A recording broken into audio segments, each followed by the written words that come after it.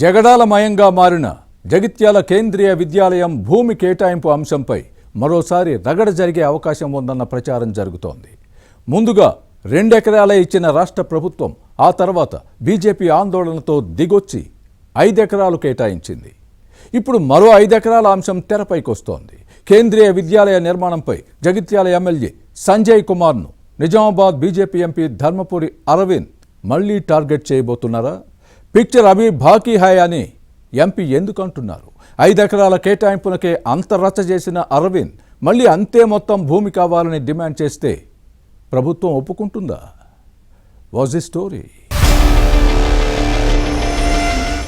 6 నెలల జగడం, రాజకీయ రగడ తర్వాత జగిత్యాల కేంద్రీయ విద్యాలయ భవన నిర్మాణానికి ఇటీవల భూమి పూజ జరిగింది.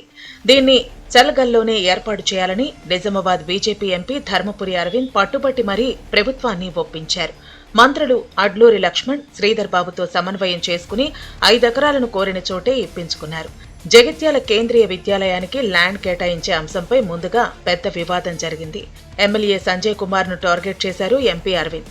ఇన్నాళ్లు భూమి కేటాయించకుండా అడ్డుకున్నది ఎమ్మెల్యే సంజయ్ కుమారే అంటూ ఆరోపిస్తూ వచ్చారు. ఈ శాసనసభ్యుడు తన భూముల రేట్లు పెంచుకునేందుకు వేరే చోటకు కేంద్రీయ విద్యాలయాన్ని తరలించే కుట్రలు చేశారన్న అరవింద్ అభియోగాలపై అప్పట్లో పెద్ద రగడ జరిగింది. కేంద్రీయ విద్యాలయానికి మొదట చల్గల్లో రాష్ట్ర ప్రభుత్వం 2 ఎకరాలు మాత్రమే కేటాయించింది.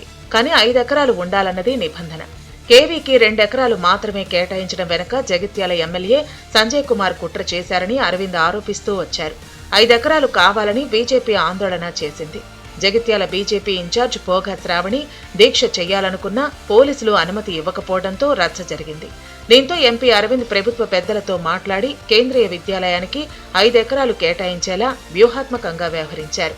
ఇక్కడి దాకా బాగానే ఉంది. కానీ అసలాట ఇప్పుడే మొదలైందంటున్నారు ఎంపీ అనుచరులు. ఇంకో 5 ఎకరాల కోసం అరవింద్ మరో పోరాటం చేయబోతున్నారనే ప్రచారం జరుగుతోంది. కేంద్రీయ విద్యాలయ సినిమాలో జస్ట్ ఇంటర్వెల్ మాత్రమే అయ్యిందని, మిగతా సగం అలానే ఉందని చెబుతున్నారు.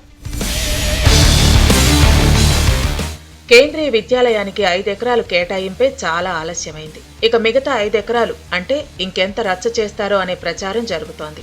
కేవీకి కేటాయించిన భూమి వాలంటరీ సంస్థది.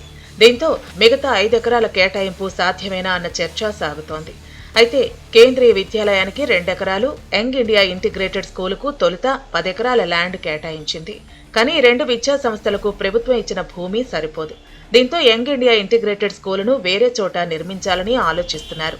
ఈ క్రమంలో రాష్ట్ర ప్రభుత్వం ప్రతిష్టాత్మక విద్యా సంస్థకు కేటాయించిన స్థలాన్ని కేవీకి ఇవ్వాలని ఎంపీ కోరుతున్నారు.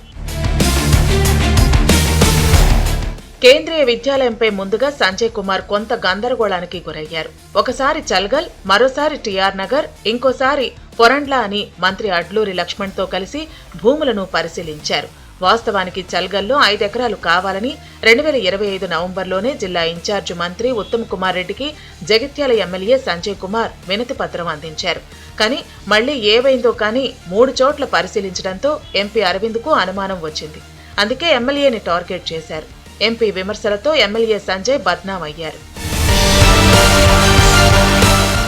అయితే చల్గల్లో కేంద్రీయ విద్యాలయానికి భూమి పూజ రోజు కీలక పరిణామాలు జరిగాయి. భూమి కేటాయింపులో జగిత్యాల ఎమ్మెల్యే సంజయ్ కుమార్ ఎంతో కష్టపడ్డారని మంత్రి అడ్లూరి లక్ష్మణ్ కితాబు ఇచ్చారు. రాజకీయంగా వీరిద్దరి మధ్య విభేదాలు ఉన్నప్పటికీ ప్రభుత్వంతో పనిచేస్తున్న ఎమ్మెల్యేని ఈ మంత్రి ఆకాశానికి ఎత్తారు. మరోవైపు కేవీకి భూ కేటాయింపులో బీజేపీ ఎంపీ అరవింద్కు మంత్రులు అడ్లూరి లక్ష్మణ్, శ్రీధర్ బాబు సహకరించారన్న ప్రచారం జరుగుతోంది. మొత్తానికి భూమి పూజ సజావుగా జరిగినప్పటికీ పిక్చర్ అభి బాకీ హై అంటున్నారు అరవింద్. మిగిలిన 5 ఎకరాల కోసం మరో పోరాటానికి సై అంటున్నారు. జగిత్యాల ఎమ్మెల్యేని వచ్చే ఎన్నికల్లో ఓడిస్తానని శపథం చేస్తున్నారు. మరో 5 ఎకరాల విషయంలో అరవింద్ కంటే ఈసారి సంజయ్ కుమార్ ఓ అడుగు ముందే ఉంటారా, లేక బీజేపీ ఎంపీ విమర్శలకు గట్టి కౌంటర్ ఇస్తారా అన్నది చూడాలి.